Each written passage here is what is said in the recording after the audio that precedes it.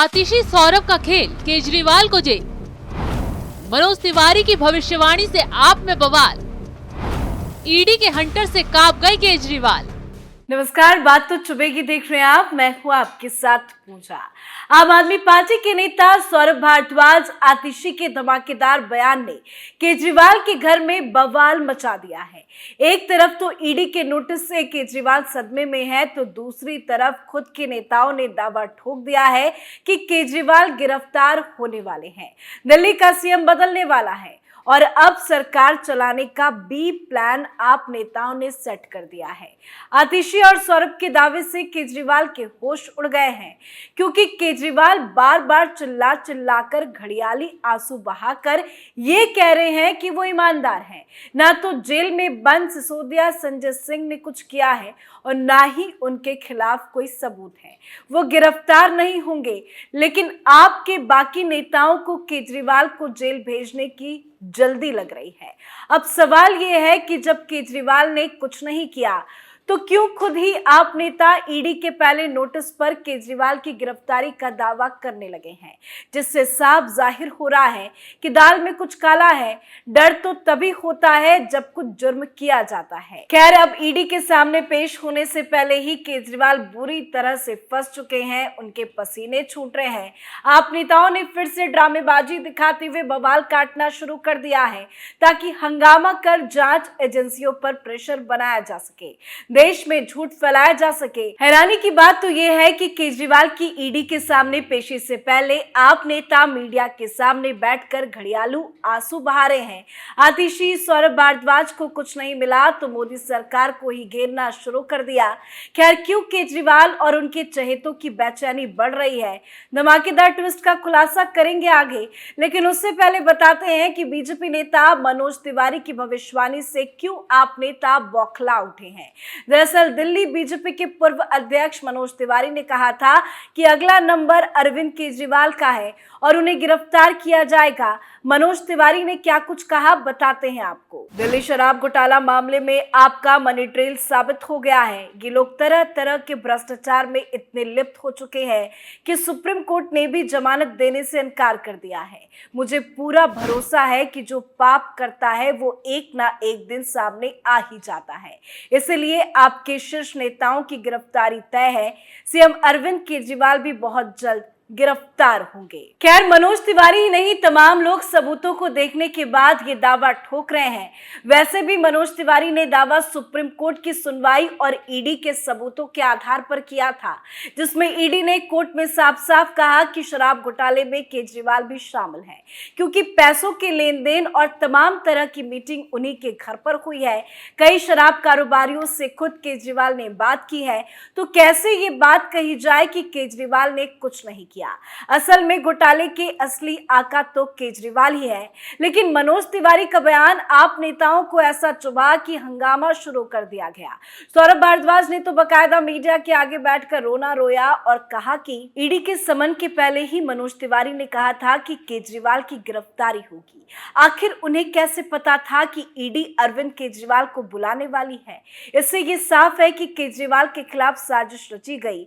आपको खत्म करने के लिए पूरी पॉलिटिकल स्क्रिप्ट तैयार है। केजरीवाल की चहेती टीम का काम तो यही रह गया है, पाप का घड़ा फूटे, ईडी का या कोर्ट का आप नेताओं पर शिकंजा कसे तो बीजेपी को घेरने बैठ जाते हैं। मोदी के खिलाफ नई नई साजिश बुनते हैं, लेकिन खुद ही अपने जाल में फंस जाते हैं।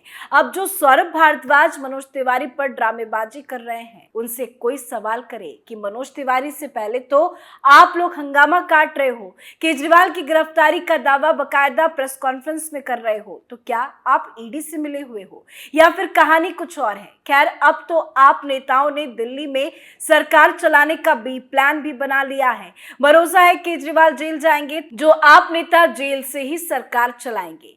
खैर, अब नौटंकी दिखाने के अलावा इनके पास कुछ नहीं बचा, क्योंकि अब होगा वही जो सबूत कह रहे हैं। ऐसे में अब सवाल ये है कि क्यों केजरीवाल बेचैनी में खाना भी नहीं खा पा रहे? क्या सिसोदिया की तरह जेल में केजरी भी सड़ने वाले हैं? चलिए वो भी आपको बताते हैं।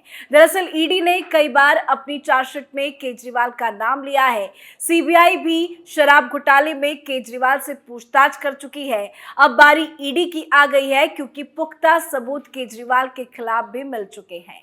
ईडी ने अपनी एक चार्जशीट में दावा किया कि घोटाले के लिए बनाई गई नई आबकारी नीति दिल्ली के मुख्यमंत्री अरविंद केजरीवाल के दिमाग की उपज थी। अरविंद केजरीवाल का नाम प्राइवेट कंपनियों के लिए कमीशन तय करने, शराब कारोबार में दक्षिण भारत के नेताओं और कारोबारियों को हिस्सेदार देने संबंधी मामले में आया है। ईडी ने इस साल जनवरी में दायर चार्जशीट में दावा किया था कि बिजनेसमैन समीर महेंद्रू से केजरीवाल ने ही कहा था कि विजय नायर उनका आदमी है और महेंद्रू नायर पर भरोसा कर सकते हैं। नायर ने वीडियो कॉल करके महेंद्रू और केजरीवाल की बात करवाई थी। मनीष सिसोदिया के सचिव रहे सी अरविंद ने 7 दिसंबर 2022 को जांच एजेंसियों के सामने अपना बयान दर्ज करवाया कि होलसेल बिजनेस के लिए प्रॉफिट मार्जिन बढ़ाकर 12% करने की जानकारी उन्हें सीएम केजरीवाल के आवास पर ही दी गई। ईडी ने यह भी दावा किया कि आंध्र प्रदेश की सत्ताधारी पार्टी वाईएसआर कांग्रेस के सांसद मंगुंटा श्रीनिवास सोलू रेड्डी ने केजरीवाल से मुलाकात की थी और केजरीवाल ने दिल्ली के शराब कारोबार में उनकी हिस्सेदारी के लिए बधाई दी थी। इस दौरान करोड़ों की रिश्वत का लेन देन भी हुआ। तो कैसे मान लिया जाए कि केजरीवाल को पैसा नहीं पहुंचा? असल में इस घोटाले का असली खिलाड़ी तो केजरीवाल ही है, क्योंकि सिर्फ घोटाले की रकम 100 करोड़ तक ही नहीं है, बल्कि 338 करोड़ तक की है। इसका खुलासा सुप्रीम कोर्ट में हो चुका है। सुप्रीम कोर्ट ने लेन देन के सबूत देखने के बाद सिसोदिया को जमानत देने से साफ मना कर दिया। वो कौन से कारण हैं जिनकी वजह से सिसोदिया ने केजरीवाल को भी फंसा दिया और कोर्ट ने उन्हें जमानत देने से मना कर दिया, वो भी आपको बताते हैं। दरअसल शराब घोटाले में नंबर 1 आरोपी बनाए गए सिसोदिया को फरवरी में सीबीआई ने गिरफ्तार किया था। सिसोदिया पर इस मामले में सबूत नष्ट करने और अन्य आरोपियों के साथ मिलकर कुछ शराब कारोबारियों के लिए मौद्रिक लाभ के बदले में एक नीति लागू करने की साजिश रचने का आरोप है। इसके बाद ईडी ने मार्च में मनी लॉन्ड्रिंग के आरोप में सिसोदिया को गिरफ्तार किया था। सुप्रीम कोर्ट से पहले ट्रायल कोर्ट और दिल्ली हाई कोर्ट ने भी सिसोदिया की जमानत याचिका खारिज कर दी थी।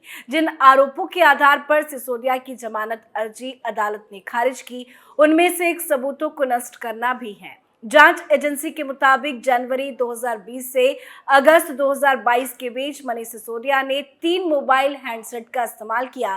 सीबीआई ने उनका आखिरी फोन 19 अगस्त 2022 को जब्त कर लिया। जब जांच एजेंसी ने उनके घर की तलाशी ली, जब्त किया गया फोन 22 जुलाई 2022 से ही सिसोदिया ने इस्तेमाल किया था, जिस दिन गृह मंत्रालय ने इस मामले को सीबीआई को भेजा था। अधिकारियों को संदेह है कि मनीष सिसोदिया को इस बात की भनक लगी कि इस मामले की जांच सीबीआई करेगी, तो उन्होंने अपना पुराना फोन नष्ट कर दिया और नया फोन इस्तेमाल करना शुरू कर दिया। अधिकारियों को संदेह है कि मनीष सिसोदिया ने मामले में डिजिटल सबूतों से छेड़छाड़ करने के लिए फोन को नष्ट कर दिया। ईडी ने अपने पहले आरोप पत्र में आरोप लगाया था कि अपराध की अवधि के दौरान सिसोदिया ने 1 दर्जन से अधिक मोबाइल फोन का इस्तेमाल किया और उनसे डिजिटल सबूत नष्ट कर दिए गए थे। इसके साथ ही सुप्रीम कोर्ट ने माना कि जांच एजेंसियों ने 338 करोड़ रुपए के लेन देन को अस्थायी रूप से साबित किया है। ये मनीष सिसोदिया के लिए बड़ा झटका है, क्योंकि आम आदमी पार्टी दावा कर रही थी कि इस मामले में पैसे का कोई लेन देन नहीं हुआ है। इसी के साथ सबूत पेश करते हुए जांच एजेंसियों ने कहा कि अगर सिसोदिया को जमानत मिल गई है तो वो न सिर्फ सबूतों के साथ छेड़छाड़ करेंगे, बल्कि गवाहों को भी डरा धमका सकते हैं। ऐसे में कोर्ट ने तुरंत जमानत देने से इनकार कर दिया। सुप्रीम कोर्ट के फैसले के बाद ही जांच एजेंसियों की जांच आगे बढ़ी और खेल केजरीवाल पर हो गया। अब नंबर केजरीवाल का लग चुका है, क्योंकि केजरीवाल के खिलाफ सबूत मिल गए हैं, गिरफ्तारी भी होगी। दिल्ली से केजरीवाल की कुर्सी भी हिलेगी, आम आदमी पार्टी का खात्मा भी होगा। जल्द ही ईडी केजरीवाल की गिरफ्तारी के बाद पूरी पार्टी को आरोपी बनाने की तैयारी करेगी, क्योंकि घोटाले में आम आदमी पार्टी का 1-2 नहीं बल्कि तमाम नेता शामिल हैं। पंजाब तक जांच पहुंच चुकी है, तो अब एक्शन भी तगड़ा होगा। केजरीवाल अब सवालों का सामना करेंगे, न सिर्फ अपना गुनाह कबूल करेंगे बल्कि असलियत भी बताएंगे कि कैसे और किस किसने घोटाले की रकम हड़पी है। आज के हमारे शो में फिलहाल इतना ही। कल किसी और मुद्दे के साथ हाजिर होंगे। देखते रहिए कैपिटल टीवी। नमस्कार।